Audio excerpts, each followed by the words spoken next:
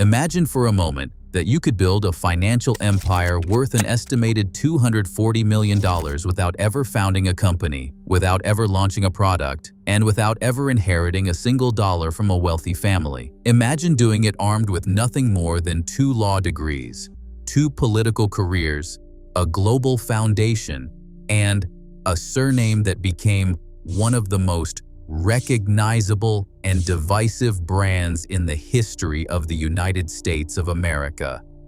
That is precisely what Bill and Hillary Clinton achieved.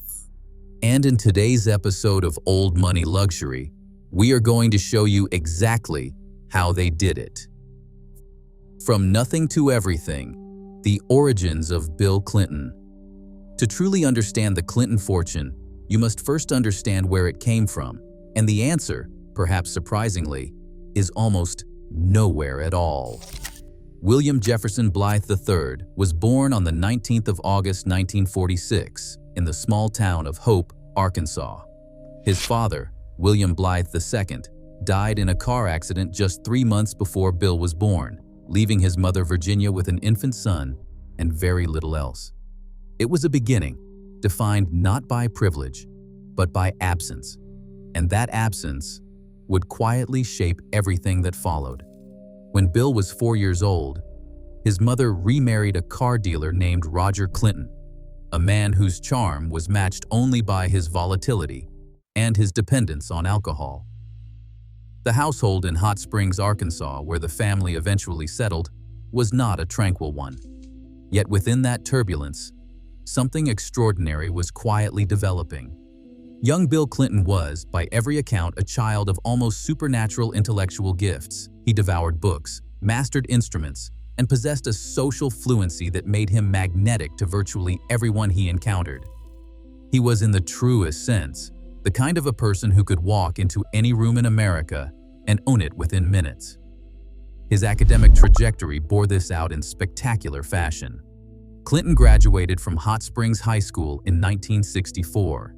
Having already shaken hands with President John F. Kennedy during a Boys Nation trip to Washington, a moment captured in a photograph that would later feel almost prophetic. He then attended Georgetown University in Washington, D.C., earning a degree in international affairs in 1968. From there, a Rhodes Scholarship carried him to Oxford University in England, where he studied for 2 years and began cultivating the kind of global perspective and elite network that would serve him immeasurably in the decades ahead.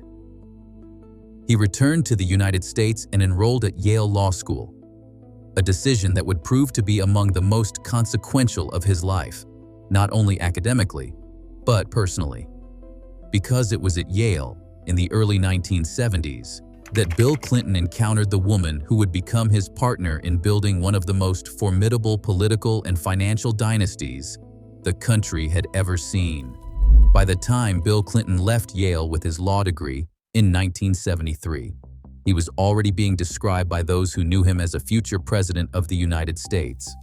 He was 26 years old.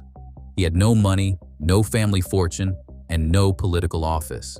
What he had was something that, in the right hands, is worth considerably more than any inheritance.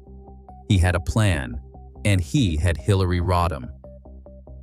Hillary Rodham, the other half of the empire. If Bill Clinton was fire, Hillary Rodham was architecture. Where Bill operated on instinct and charisma, drawing rooms toward him with the effortless magnetism of a natural performer, Hillary moved with a methodical precision that complemented him so perfectly it sometimes seemed almost engineered by fate. He could win any crowd. She could build anything the crowd needed to walk into. Together, they were something the American political landscape had never quite seen before and has not quite seen since. Hillary Diane Rodham was born on the 26th of October 1947 in Chicago, Illinois, the eldest child of Hugh Rodham, a fabric store owner, and Dorothy Howell Rodham, a homemaker whose own thwarted ambitions quietly fueled those of her daughter. The family settled in Park Ridge, a comfortable middle-class suburb on Chicago's northwest fringe, where life was orderly, expectations were high, and excellence was not merely encouraged, but assumed. Hers was not a childhood of scarcity like Bill's, but neither was it one of luxury. It was something in many ways more useful than either. It was a childhood defined by discipline, by ambition, and by a Protestant work ethic so deeply embedded in the Rodham household that Hillary would carry it with her, visibly and unapologetically, for the rest of her life.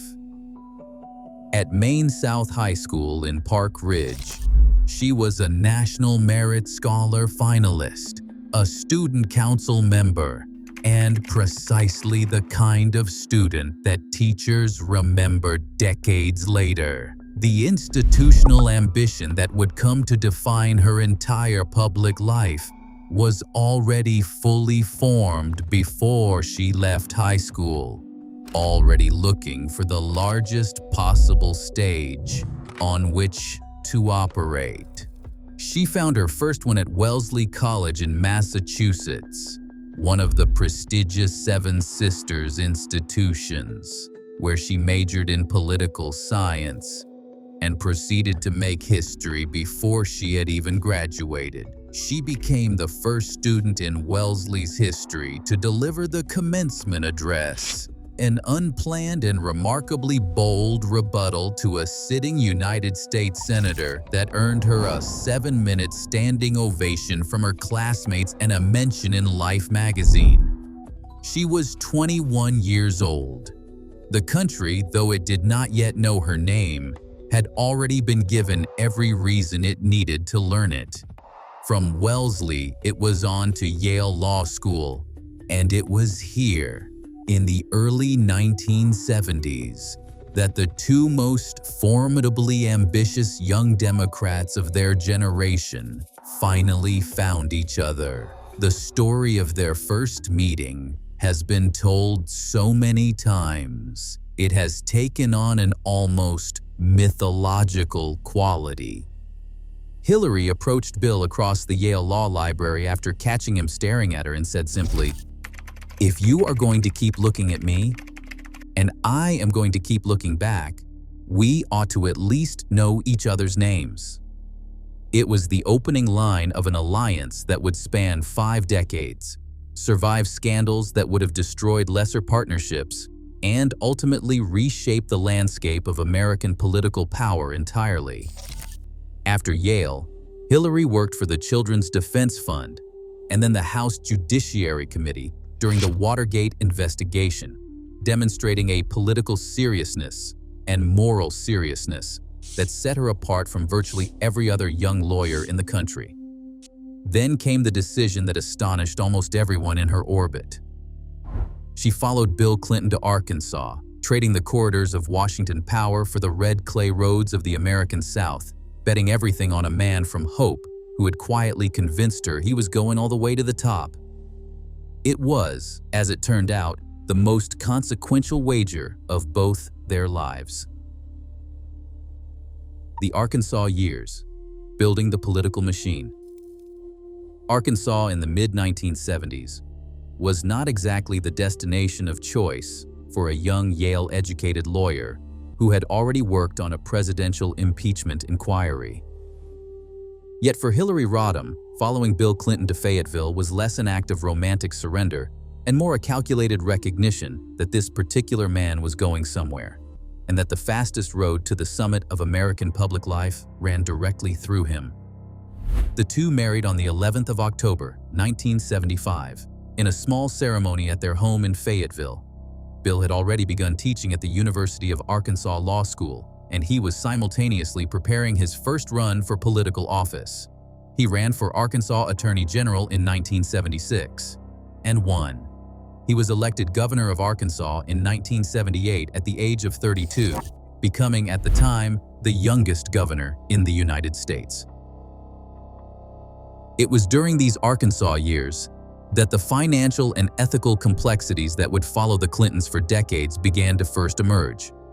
In 1978, Hillary Rodham Clinton, guided by a friend and cattle broker named Jim Blair, turned a $1,000 investment in cattle futures into nearly $100,000 in just 10 months. a return so extraordinary that statisticians later calculated the probability of achieving it through skill alone as essentially impossible. The episode was never fully explained to the satisfaction of the public or the press, and it lingered as the first chapter in a long story about the Clintons and money. Meanwhile, Hillary had joined the Rose law firm in Little Rock, one of Arkansas's most prestigious legal practices, where she would eventually become the first female partner. Her client list and her legal work at Rose would later attract intense scrutiny during the Whitewater investigation of the 1990s, but in the early 1980s she was simply becoming the most powerful lawyer in the state while her husband governed it. Bill lost the governorship in 1980, won it back in 1982, and proceeded to hold the office until 1992. The Arkansas years were, in retrospect, the laboratory in which the Clinton model was perfected. A model in which political power and financial opportunity flowed together so naturally and so continuously that separating one from the other became nearly impossible. The White House years: power, scandal, and survival. On the 20th of January 1993, Bill Clinton was inaugurated as the 42nd President of the United States, and the Clintons arrived in Washington with something far more valuable than money.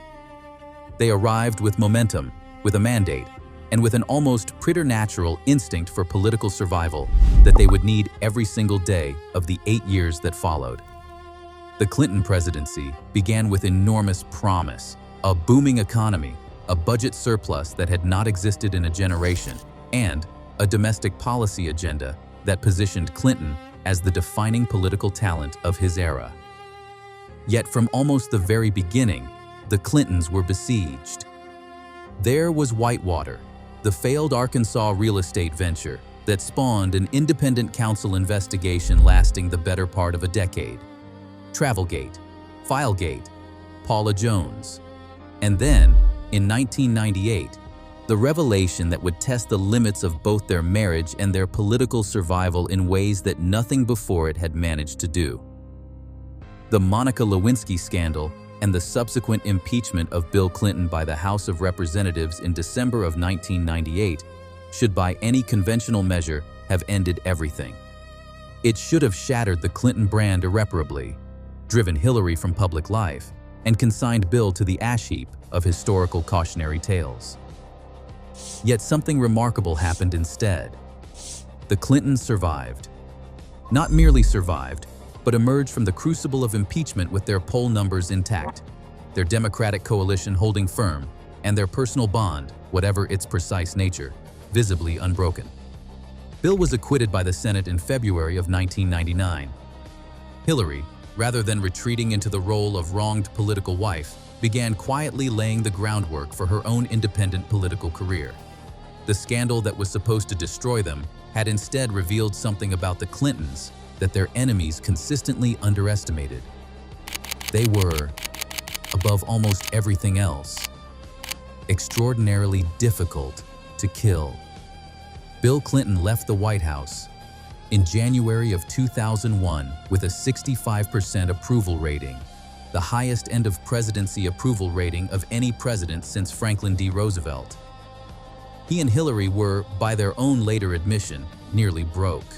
They had spent the better part of a decade paying legal bills generated by the various investigations into their conduct, and the presidential salary, even across 8 years, had not made them wealthy. What they had, however, was the most recognized surname in the world, and a global network of relationships that most governments on Earth would have envied. They were about to convert both into extraordinary wealth. If you want to understand how Bill and Hillary Clinton transformed from debt-laden former residents of the White House into a family worth an estimated $240 million, you need to understand one thing above all others.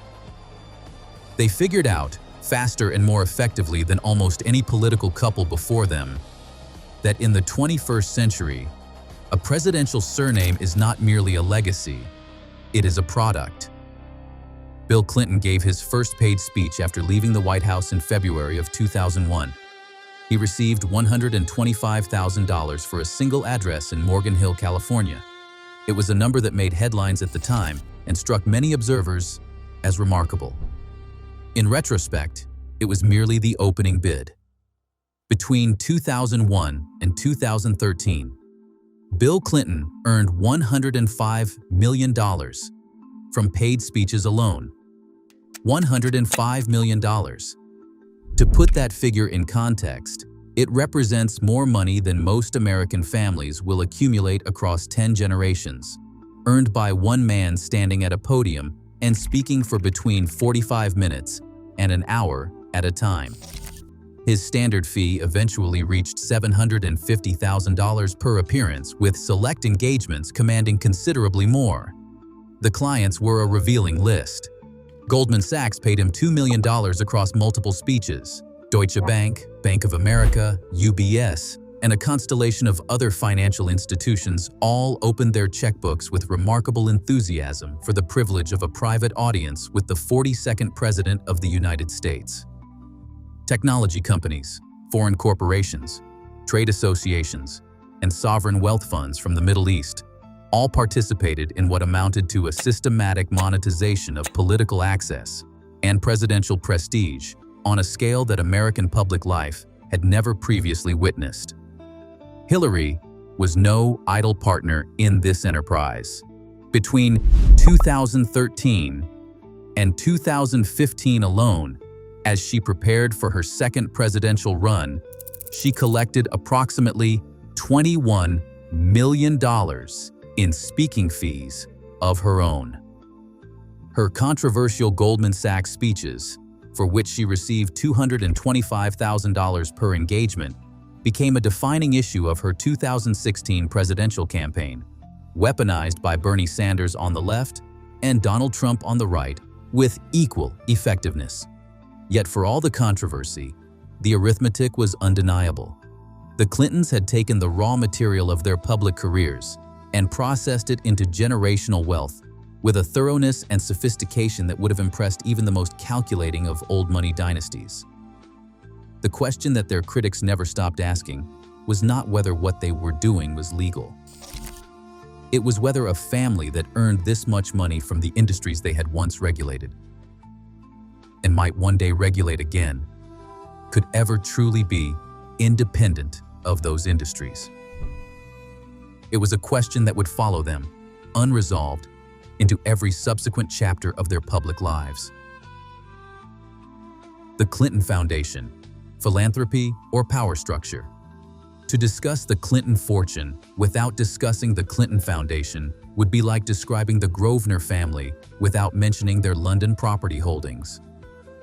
The foundation is not incidental to the Clinton story. In many ways, it is the story. The William J. Clinton Foundation was established in 2001, initially focused on the former president's presidential library in Little Rock and his post-presidential policy work. Over the following decade, it expanded with breathtaking ambition into one of the largest and most globally active philanthropic organizations in the world. At its peak, the Clinton Foundation employed more than 2,000 people, operated in more than 180 countries, and managed an annual budget that exceeded $223 million. The foundation's stated work touched virtually every major crisis facing humanity. The Clinton Health Access Initiative negotiated reduced prices for HIV and AIDS medication that the organization claims saved the lives of millions in sub-Saharan Africa and the developing world. The Clinton Climate Initiative worked with governments and corporations to reduce carbon emissions. The Clinton Global Initiative, perhaps the foundation's most glamorous vehicle, convened world leaders, billionaires, and celebrities every September in New York during the United Nations General Assembly, generating pledges of action that totaled over $100 billion across its lifetime. By any measure of ambition and reach, it was an extraordinary machine. Yet it was also, from almost the moment of its creation, a subject of intense and legitimate scrutiny. The Clinton Foundation accepted hundreds of millions of dollars in donations from foreign governments during the years when Hillary Clinton was serving as United States Secretary of State, a position she assumed in 2009. Saudi Arabia donated between $10 and $25 million. The United Arab Emirates gave between $1 and $5 million. Kuwait, Qatar, Oman, and Brunei all contributed to an organization whose founder's wife was simultaneously the chief diplomat of the most powerful nation on earth. The ethical concern was straightforward and serious. Were foreign governments purchasing access to or favorable treatment from the Secretary of State through their generosity to her husband's foundation? The Clinton team denied it categorically. Their critics, including a Pulitzer Prize-winning investigative book called Clinton Cash by Peter Schweitzer, argued the circumstantial evidence told a different story. The truth, as is so often the case with the Clintons, resided somewhere in the contested territory between these two positions, and neither side has ever fully conceded the ground. What is not contested is that the foundation dramatically wound down its operations following Hillary's 2016 presidential defeat. Donations collapsed almost immediately after the election results came in, a fact that foundation defenders found deeply uncomfortable to explain away. If the foundation's appeal was purely philanthropic, why would its donor base respond so immediately and so dramatically to the removal of Clinton political power from the equation? It is a question that historians will be debating long after both Clintons are gone. Chelsea and the making of a dynasty.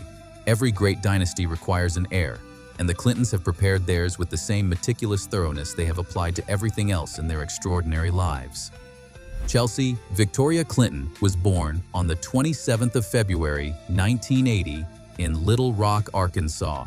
She is the only child of Bill and Hillary Clinton, and by extension, the sole vessel into which 5 decades of Clinton ambition, connection, and accumulated wealth will ultimately flow. From her earliest years, Chelsea's life was shaped by the particular pressures and privileges of growing up as the most publicly visible child in America. She attended Sidwell Friends School in Washington, D.C. during the White House years. Sidwell is a Quaker institution that has educated the children of presidents from Nixon to Obama. It offered her both intellectual rigor and a degree of protection from the relentless public scrutiny that surrounded her family. She was notably shielded by her parents from media exposure during her childhood, a decision that earned the Clintons rare bipartisan praise. Her academic path thereafter was impeccably constructed. Stanford University for her undergraduate degree. Oxford University, her father's alma mater, for a second undergraduate degree in philosophy. Columbia University for a Master of Public Health. Then, New York University for a doctorate in international relations. It is a resume of almost programmatic elite credentialing, and it has produced a woman who is, by any measure, formidably educated and genuinely knowledgeable about the global health and development issues that the Clinton Foundation was built around. In 2010, Chelsea married Mark Mezvinsky, a hedge fund manager and the son of 2 former Democratic members of Congress, in a lavish ceremony at Astor Courts in Rhinebeck, New York, that reportedly cost in the region of $3 million. The couple have 3 children together and reside in a 4-bedroom apartment in Manhattan's Gramercy Park neighborhood, purchased in 2013 for approximately $10 million. Chelsea's own net worth is estimated at around $15 million, derived from her board positions. Her media work, including a stint as a special correspondent for NBC News, her multiple book deals, and her years of paid work at the Clinton Foundation, where she serves as vice chair. She is, in every meaningful sense, the custodian of the Clinton brand, the figure responsible for deciding what the family name means in the decades after her parents have left the public stage. Whether she possesses the political instincts necessary to transform that custodianship into genuine dynastic power of her own remains. For now, an open and genuinely fascinating question. The Clinton legacy. What remains? By 2016, the Clinton political machine had operated at the highest levels of American public life for more than 4 decades.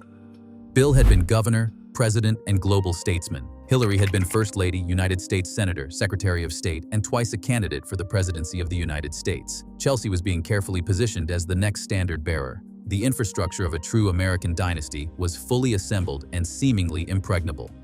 Then came November the 8th, 2016. Hillary Clinton's defeat at the hands of Donald Trump in the presidential election of 2016 was not merely a political setback. It was a seismic event that fundamentally altered the trajectory of the Clinton dynasty in ways that are still fully reverberating. The loss shattered the assumption, held widely on both sides of the political aisle, that Hillary Clinton's ascension to the presidency was a historical inevitability.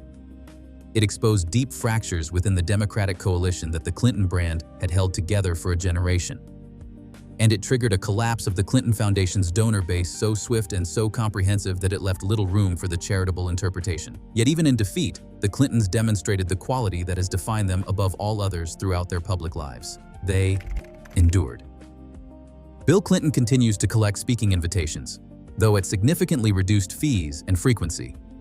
Hillary has written memoirs, launched podcasts, and remained a presence in Democratic Party circles, even as younger figures have moved to occupy the ideological and electoral space she once commanded. Chelsea continues her foundation work and has not ruled out a future political career of her own, though she has consistently deflected direct questions on the subject with a poise that is unmistakably maternal in its origins.